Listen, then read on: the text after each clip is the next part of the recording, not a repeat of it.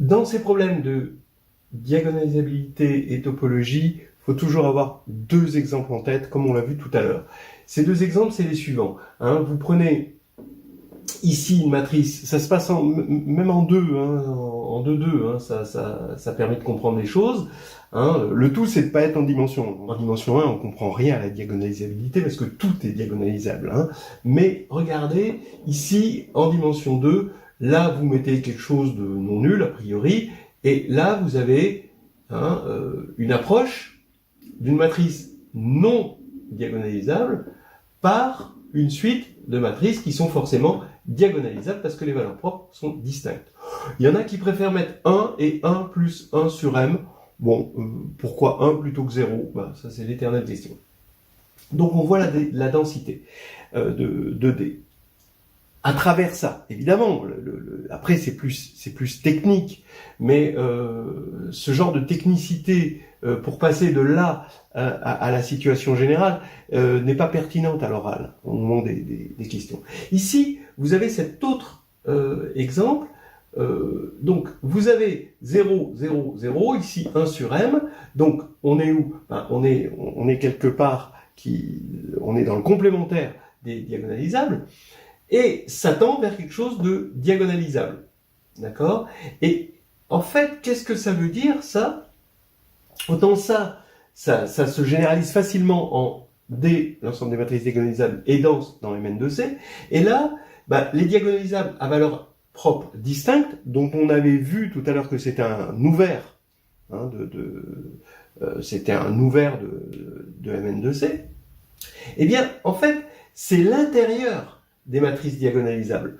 Pourquoi c'est l'intérieur des matrices diagonalisables ? Parce que à partir du moment où les valeurs propres ne sont pas distinctes, alors on peut être atteint par des non diagonalisables, par le complémentaire. On montre que non seulement c'est un ouvert, mais que c'est un ouvert maximal, quelque sorte, de D. Cet ensemble-là, dont on a vu qu'il pouvait être obtenu comme image réciproque de la fonction discriminante. Ici, donc ça c'est un truc important. Mais le tout, c'est d'avoir ces deux exemples en tête. Donc voilà ce qu'il faut avoir en tête. Un deuxième truc qu'il faut avoir en tête, c'est un joli schéma. Comment atteindre Mn de C ? D'accord ? Eh bien, on l'atteint par les... On vous donne un problème sur Mn de C. D'accord ? Et même, je dirais, un problème sur Mn de K. Ok ? Lié à la réduction, quand même. Alors, premièrement, emmenez le jury vers C pour voir comment ça se passe si vous pouvez utiliser la topologie et avoir des résultats. Et une fois que vous êtes dans C, regardez juste si le problème, qu'est-ce que donne le problème sur les matrices diagonales. Et si c'est un bon problème, c'est-à-dire un bon problème de réduction, c'est un problème qui est stable par conjugaison, alors le fait qu'il soit vrai pour les matrices diagonales va impliquer qu'il sera vrai pour les matrices diagonalisables. Et ensuite, si c'est un problème qui est topologiquement viable, il va être stable par continuité et par densité, le problème sera résolu sur Mn de C. Vous voyez ce schéma diagonal, diagonalisable, Mn de C. Alors ça, ce schéma est omniprésent. C'est ce qui fait qu'on a envie de travailler sur C, même quitte à utiliser cette petite astuce topologique pour passer de C à K qui passe par les polynômes. Voilà. Alors, donc les exemples sont à foison de ça. D'abord la preuve topologique de Cayley-Hamilton. Alors tout ça vous pouvez le trouver dans H2G2. La preuve topologique de Cayley-Hamilton, c'est facile. C'est à partir du moment où vous prouvez Cayley-Hamilton sur les matrices diagonales, c'est pas compliqué. Vous montrez que c'est stable par conjugaison, Cayley-Hamilton, oui, parce que le polynôme caractéristique de P, A, P-1, c'est le polynôme caractéristique de A, et si un polynôme s'annule en A, alors le polynôme va s'annuler en P, A, P-1, d'accord, par stabilité par conjugaison. Donc voilà. Et en plus, l'application qui a A donne qui A de A et continue. Donc vous avez ça aussi. Donc vous le prouvez pour les diagonales et vous l'avez pour Mn de C. Donc c'est un gros classique.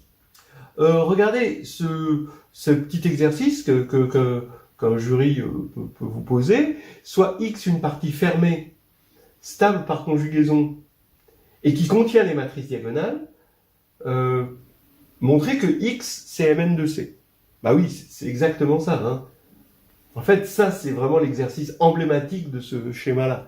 Si X est une partie qui est fermée et stable par conjugaison, et qui contient les matrices diagonales, puisqu'elle contient les matrices diagonales et qu'elle est stable par conjugaison, elle va contenir toutes les matrices diagonalisables. Comme elle est fermée, elle contient l'adhérence des matrices diagonalisables, donc elle contient Mn de C, donc c'est Mn de C. Voilà. Plus compliqué. Hein, donc on trouve dans Nouvelle Histoire hédoniste de groupe et de géométrie. Bon, on peut appeler ça le petit théorème de Harish-Chandra. Harish-Chandra l'a fait dans un contexte beaucoup plus général, mais là, on peut quand même lui donner ce nom. Si f est une fonction polynomiale sur Mn de C, invariante par conjugaison, donc le jury peut dire, est-ce que vous connaissez des fonctions polynomiales sur Mn de C, invariantes par conjugaison? Bah oui, la trace, le déterminant, oui. Est-ce que vous pouvez m'en donner d'autres? Ah bah tous les coefficients du polynôme caractéristique de A, oui. Est-ce que vous pouvez m'en donner d'autres? Ah bah on peut faire des polynômes avec tous ces coefficients du polynôme caractéristique. Donc par exemple, la A donne trace de A au carré, ou A donne trace de A fois déterminant de A, le champ des possibles. Oui, très bien. Donc maintenant, est-ce qu'on peut montrer qu'on les a toutes? C'est difficile, mais quand même, c'est la démarche. Hein.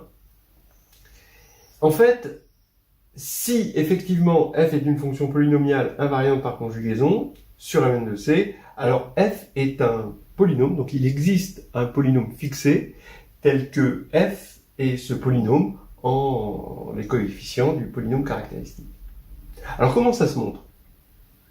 Ben pareil, vous regardez la restriction de f aux fonctions diagonales, d'accord? Comme sur les fonctions diagonales, c'est stable par conjugaison, bah, la conjugaison sur les fonctions diagonales, finalement, si ça doit, vous regardez la conjugaison qui respecte les matrices diagonales, bah, c'est juste les fonctions symétriques, puisque les valeurs propres, elles se voient sur la diagonale et elles sont uniques à permutation près. Donc c'est juste le groupe symétrique qui agit dessus. Donc ça veut dire que f est une fonction, bah, du coup, invariante par permutation sur les diagonales. D'accord? Donc c'est ce qu'on appelle une fonction symétrique. Donc c'est effectivement polynomial.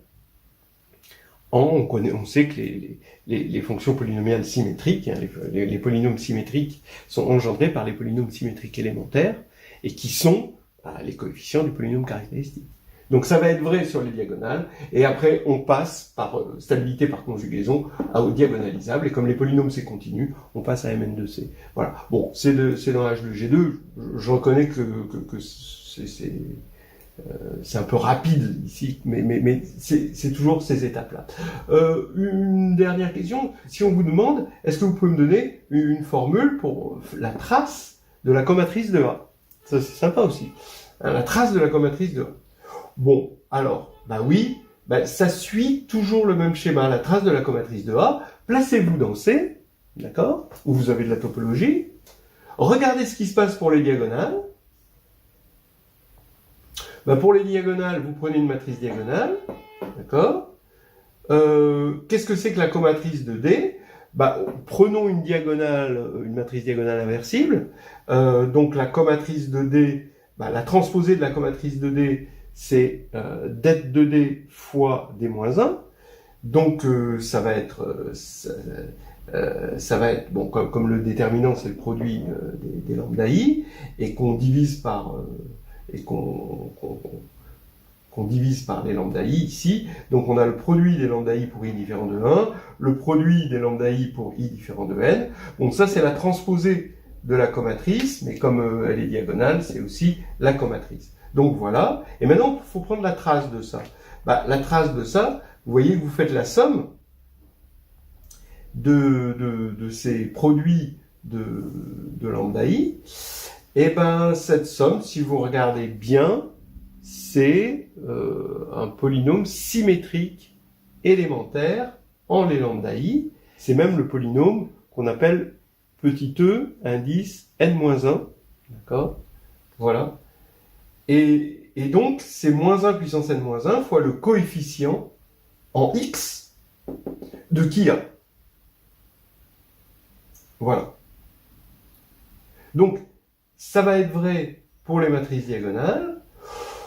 C'est pas difficile de montrer que la comatrice de la conjuguée, c'est la conjuguée de la comatrice, ne serait-ce que par densité. C'est vraiment très facile, par densité. Vous le faites pour A inversible, ou pour A inversible, la comatrice, c'est moralement la transposée de A-1, avec un coefficient qui est le del de A, donc c'est vraiment très facile. Et donc, donc maintenant, vous avez donc vrai pour les diagonales, la stabilité par conjugaison, parce que la trace, c'est stable par conjugaison, hein, d'accord? Donc vous avez fait commuter, d'accord? Vous aviez la conjuguée ici, vous avez passé la conjuguée là, et la trace, ça élimine. Et puis ensuite, comme vous obtenez une formule qui est polynomiale, vous avez la stabilité par continuité, et votre formule ici va être vraie pour Mn de C. Donc la formule, c'est que la trace de la comatrice de A, c'est moins 1 puissance n-1 fois le coefficient x de qui A. C'est rigolo. Voilà. Donc des petites choses, des prétextes à discussion où on rentre pas dans les détails parce qu'on n'est pas à l'écrit.